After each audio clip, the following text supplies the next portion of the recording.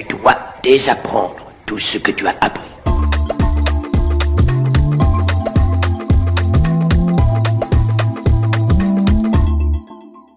Bonjour les amis, alors aujourd'hui on va parler d'un sujet qui est passionnant en réalité puisque il touche à la fois à l'amour, à la transmission, à la mémoire, au souvenir et à tout ce qui nous fait en tant qu'individu.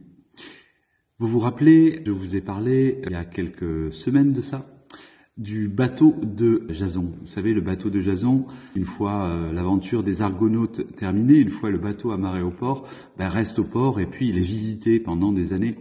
Et puis au fur et à mesure des années, le bateau il vieillit, il faut remplacer des planches, le mât, etc. Tant et si bien qu'un jour, toutes les planches d'origine qui façonnaient le bateau ont disparu et ont été remplacées par des nouvelles planches. Et cette histoire, cette métaphore est une façon de parler de l'histoire de la transmission et de comment nous restons les mêmes alors que nous sommes chaque jour un peu plus différents. Jusqu'à il n'y a pas si longtemps, en réalité depuis l'invention de la photographie, et pas en réalité depuis l'invention de la photographie, puisque entre les premières photos de Nicéphore Niepce en 1822 et puis le moment où les photos ont commencé à devenir accessibles au public, c'est-à-dire aux alentours de 1860-1870, parce qu'avant c'était quand même quelque chose de très technique qui demandait des compétences très rares. Jusqu'à cette époque-là, en fait, l'image, la transmission de l'image des gens était limitée. Et elle était limitée à qui ? Elle était limitée aux gens qui pouvaient se payer l'intervention d'artistes. Les monarques, les papes, les personnes importantes, les princes, les personnes influentes, l'aristocratie.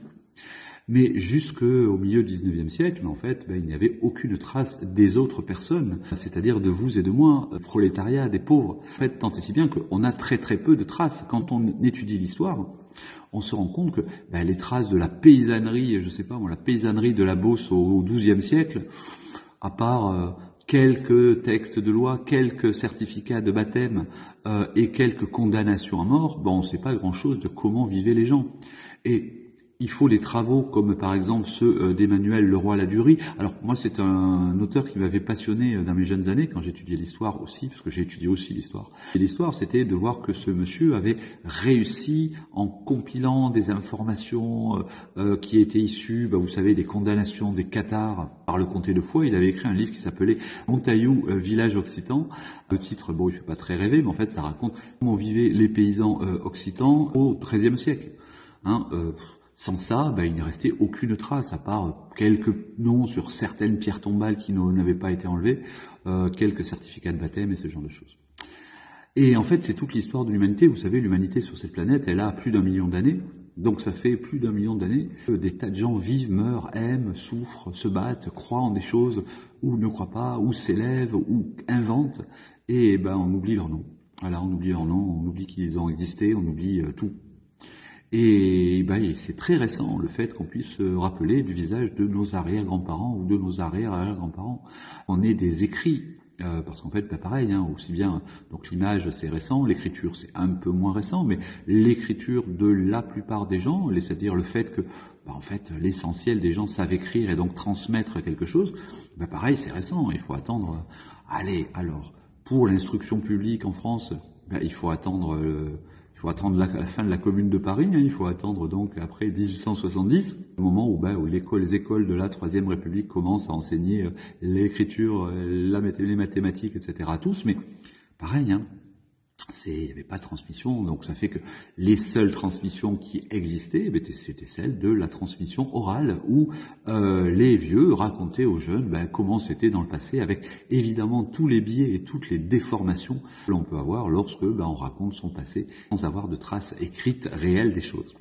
Et c'est là que c'est intéressant, puisque je vais vous parler de transmission, et vous savez que moi, la transmission, le fait de donner, d'échanger, de discuter avec vous, et puis d'essayer de vous convaincre que la photographie, l'image, tout ça, c'est pas neutre, ça a du sens, ça a une portée dans le regard que nous portons sur nous-mêmes. Rappelez-vous de l'histoire des nouveau-nés emmaillotés dont je vous ai parlé il y a quelques mois. Tout cela a du sens. Le fait que nous représentions le corps des autres d'une certaine manière, par exemple, c'est toutes les vidéos que j'ai pu faire sur la question de la femme objet, par exemple, ou de la femme fatale. Donc ces notions, c'est pas des notions neutres et elles ont un sens pour nous, professionnels de l'image. Et donc c'est toujours un petit peu la même chose. Donc la transmission, qu'est-ce que c'est la transmission en réalité? Ce fait que nous sommes des êtres humains. Dans la tête de tous, un être humain, tu nais, ça y est, t'es un bébé, t'es un être humain. Eh bien non, c'est pas vrai. C'est pas vrai, on ne naît pas être humain, on le devient. Comment on le devient? Eh bien, on le devient par le fait que vous êtes éduqué. Il y a eu des tas d'exemples au XVIIIe siècle où des philosophes, notamment Rousseau. Rousseau a beaucoup travaillé sur cette question-là. Les systèmes d'éducation des enfants, ils sont un peu plus au point de nos jours, mais jusqu'à une période, pas si ancienne que ça, aux alentours de la fin du XVIIIe siècle, les enfants, vous savez, à la campagne, quand il commençait à y avoir trop d'enfants, qu'on pouvait pas les nourrir, c'est l'histoire du petit poucet. On les abandonnait, ça arrivait, donc on les laissait à la nature en espérant, en disant, bon, allez, Dieu y pourvoira. Et donc, évidemment, l'essentiel mourait en forêt, mais certains enfants, pour des raisons diverses et variées, survivaient. Et parmi ces rares enfants qui survivaient, il y en avait certains qui survivaient jusqu'à un âge plus avancé. Et alors, ça devenait ce qu'on appelait à l'époque des hommes des bois ou des enfants sauvages. Alors, que sont les enfants sauvages? Les enfants sauvages, ce sont les enfants qui n'ont pas connu d'autres êtres humains, qui n'ont pas été éduqués, qui n'ont pas été amenés à, par exemple, pratiquer le langage. Et en fait, être humain, c'est pratiquer le langage. Si vous ne parlez pas, alors parler pas, ça ne signifie pas ne pas verbaliser. On peut être muet et parler. Si on ne s'exprime pas, c'est d'ailleurs l'abbé de l'épée. Donc l'abbé de l'épée, c'est le monsieur qui a inventé le langage des signes au XVIIIe siècle. Et avant le XVIIIe siècle, on pensait que les muets étaient des enfants débiles, étaient des idiots. Par contre, c'est l'abbé de l'épée qui a montré que ces gens-là n'étaient pas idiots, simplement ils n'avaient pas accès au langage articulé, mais qu'en réalité ils pouvaient s'exprimer, ils pouvaient transmettre des idées, des émotions, comme tout un chacun. Mais je reviens à mes enfants sauvages. Les enfants sauvages, n'ayant pas accès à l'éducation, n'ayant pas accès aux éléments qui vont les fonder en tant qu'êtres humains, se comporter comme des animaux. Et c'est donc tout ça, c'est ça que j'essaie de vous dire, c'est que la transmission d'idées, de mots, de compréhension, de concepts, de valeurs, alors valeurs au vrai sens du terme, pas au sens que les politiques veulent généralement nous donner, toutes ces choses-là sont importantes. Et je viens donc à ce qui nous occupe ici. La transmission, c'est la transmission pour nous, photographes, la transmission de l'image. Et lorsque nous transmettons quelque chose, nous ne transmettons pas juste la représentation de ce que nous voyons. Parce que je vous l'ai expliqué 1 million de fois, la photographie, ce n'est pas ce que vous voyez. Ce que vous voyez des tas de choses et votre cerveau, votre esprit fait un tri entre toutes ces choses. Et c'est ce tri qui est fait entre toutes ces choses qui aboutit ensuite au processus, à l'intention photographique et à la création d'une image. Image que vous allez choisir parmi plusieurs autres images et vous allez dire, ah oui, je sais pas, vous avez fait 30 photos et vous allez dire, tiens, c'est cette photo que je vais mettre en avant.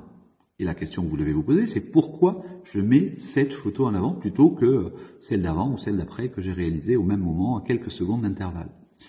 Eh bien, en fait, tout cela, c'est un travail. Alors, pareil, vous vous en rendez pas compte, vous savez pas pourquoi vous faites ce choix-là. Mais si vous analysez, vous allez voir que ça correspond à des biais qui sont des biais de transmission, c'est-à-dire, vous pensez qu'il faut présenter les choses d'une certaine manière. Et cette présentation des choses d'une certaine manière, elle est liée à l'histoire de l'art, elle est liée à l'histoire du cinéma, à l'histoire des choses qui vous ont influencé. Lorsque vous regardez un visage féminin et que vous trouvez qu'il est beau, c'est pas parce qu'il est beau en soi. Le beau en soi, le beau comme idée, ça n'existe pas. Le beau, c'est une histoire d'époque. La femme belle au XVe siècle, si vous regardez les tableaux où on vous présente des femmes considérées comme des belles femmes de leur temps, vous regardez ça aujourd'hui et vous dites mon Dieu, mais cette femme est malade, cette femme est obèse, cette femme est livide, etc. Donc voilà, le beau, ce qu'on considère comme esthétique aujourd'hui, c'est pas ce qu'on considérait comme esthétique il y a 20 ans, 30 ans, 40 ans, 50 ans. Par exemple, je pense que je ferai une petite chronique sur l'histoire des sourcils. Voilà, l'histoire des sourcils. Eh bien, si vous regardez les sourcils des femmes des années 20 à 80, et puis les modes actuels où les sourcils sont devenus beaucoup plus épais chez les femmes, tout ça, c'est aussi une histoire de mode. Et moi, je sais, moi j'avais les sourcils très fins, comme les femmes de mon âge. Moi, je suis né dans les années 70, et donc à l'époque, l'esthétique, c'était d'avoir des sourcils très fins, quasiment dessinés, et ça venait des années 30-40, et essentiellement de Marlène Dietrich. Pareil, je pense que je ferai une petite chronique sur Marlène Dietrich, qui est un personnage extrêmement intéressant et important dans l'histoire du cinéma et de la photographie. Voilà, et bon, un jour, là, il y a ma fille Victoria a 18 ans, et puis je me rappelle que quand elle a commencé à s'intéresser à son physique, donc quand elle avait 12-13 ans, elle me regardait comme une extraterrestre en me disant, mais maman, c'est quoi tes sourcils que tu as? Parce que la mode, aujourd'hui, ce sont des sourcils épais. Enfin, pour dire, aujourd'hui, la photographie fait partie de notre environnement, nous en faisons tout le temps, nous avons des smartphones, et nous avons une représentation de tous les gens que nous connaissons. Eh bien, ça c'est récent. C'est très récent et surtout ça donne un regard très différent sur les gens et les choses. Et nous donnons de l'importance aux gens. Nous leur en donnons beaucoup plus qu'on n'en a jamais donné. Mais la question qu'on doit se poser, c'est quelle est la représentation qu'on donne des gens? La représentation qu'on donne des gens, elle est toujours liée à une esthétique. Et cette esthétique, elle évolue avec le temps. Et ça, c'est quelque chose qui revient tout le temps. C'est beaucoup d'entre vous, dans vos quêtes photographiques, alors c'est les messages que vous m'envoyez, vous avez l'impression qu'il y a un objectif qui est le beau. Et ce beau serait quelque chose d'ancré, de gravé dans le marbre. Voilà. Sauf que, en réalité, d'abord, la beauté est quelque chose de fugitif et d'évolutif, puisque ce que vous considérez comme beau aujourd'hui, c'est pas ce que vous considériez comme beau hier. Moi, j'ai eu l'occasion de regarder il y a quelque temps un dessin animé que je trouvais extraordinaire dans mon enfance. Voilà. Alors pour les vieux, ça c'était Capitaine Flamme. Alors Capitaine Flamme, quand j'avais 4 ans, je regardais ça devant la télé, et j'avais les yeux éblouis. Je trouvais ça superbement bien dessiné, graphique et tout. Et puis, je sais plus trop à quelle occasion, j'ai revu un épisode de ce dessin animé et c'était pathétique. Hein. Enfin, c'était mal dessiné. Puis, vous savez. La méthode japonaise à l'époque, on mettait une image et puis on animait l'image pour que ça coûte moins cher en fabrication. Et je trouvais ça génial. Et maintenant, quand je regarde ça, je dis c'est pas possible. C'est la même chose que quand j'étais allé voir le Dune de David Lynch, vous savez, au milieu des années 80, que j'avais trouvé spectaculaire et fabuleusement bien réussi quand j'étais adolescente. Et maintenant, si je le regarde à nouveau, j'ai des larmes de sang tellement c'est kitsch et mal fait, quoi. En fait, voilà, donc mes goûts évoluent. Pourquoi ils évoluent? Parce que je ne suis pas la même personne, je vous l'ai dit. C'est le bateau de Jason dont je vous ai déjà parlé, mais le plus important, c'est cette histoire de transmission. C'est-à-dire dire, photographiquement, nous transmettons quelque chose, et il est très important en tant que photographe qu'on réfléchisse à pourquoi on fait quelque chose et pourquoi on présente quelque chose ou quelqu'un d'une certaine manière.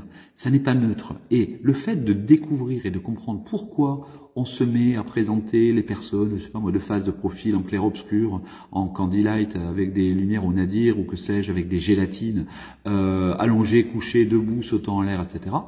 Et à chaque fois, il faut se poser la question de pourquoi on le fait.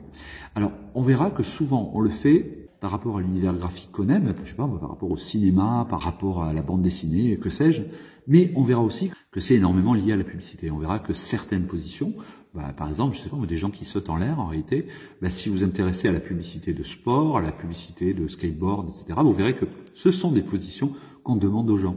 Et en fait, voilà, nous transmettons quelque chose sans s'en rendre compte. Et c'est ça la transmission, c'est transmettre des choses que l'on sait, que l'on comprend, que l'on a vécu, et puis après transmettre des tas de choses qui font partie de la culture commune.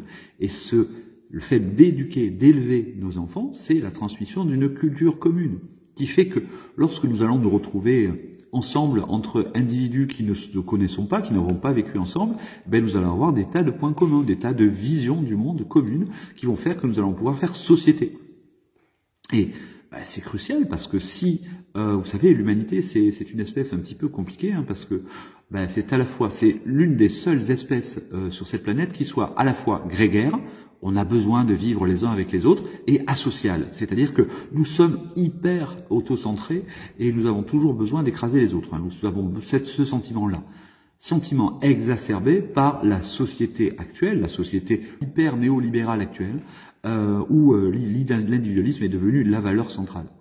Alors que, en réalité, depuis toujours, en réalité, ce qui nous a rendus humains, c'est que nous vivons ensemble et que nous sommes solidaires les uns des autres. Lorsqu'arrive une crise, une grave crise, ce qui a sauvé l'humanité, c'est qu'en général, au lieu de faire du chacun pour soi, vous savez, comme dans les films américains, les Walking Dead, etc., où tout le monde veut tuer tout le monde, en réalité, c'est pas ça, hein. La vraie vie, dans le vrai monde, c'est que dès qu'une grande catastrophe arrive, il y a d'abord ceux qui s'entraident, ceux-là survivent, et ceux qui font chacun pour soi cela meurt.